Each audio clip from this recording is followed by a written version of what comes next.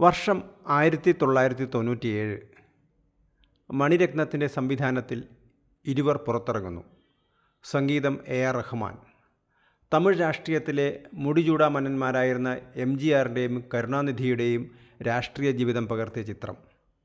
ചിത്രത്തിൽ MGR ആയി വേഷമിട്ടത് മോഹൻലാൽ, കരുണാനിധിയായി പ്രകാശ് രാജും.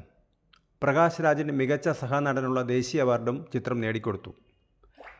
ചിത്രത്തിൽ MGR ആയുള്ള തൻ്റെ വേഷപ്പകർച്ചയെക്കുറിച്ച് മോഹൻലാൽ പറയുന്നത് ഇങ്ങനെയാണ്: സിനിമയിൽ എനിക്ക് MGRനോട് സാമ്യമുണ്ടെന്ന് തോന്നിയിട്ടുണ്ടെങ്കിൽ അത് മണിരത്നത്തിൻ്റെ വിജയമാണ്. സത്യത്തിൽ എനിക്ക് അദ്ദേഹവുമായി ഒരു സാമ്യവുമില്ല.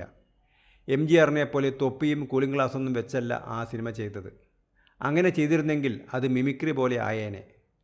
ആ സിനിമ കണ്ട ശേഷം MGRുമായി ബന്ധമുള്ള ആ പ്രായത്തുള്ള ആളുകൾ എന്നോട് പറഞ്ഞിരുന്നു, അദ്ദേഹം ഇങ്ങനെ തന്നെയായിരുന്നുവെന്ന്. അതെന്നെ അത്ഭുതപ്പെടുത്തിയ കാര്യമാണ്. അങ്ങനെയൊക്കെ സംഭവിച്ചുവെന്നേ പറയാനാവൂ.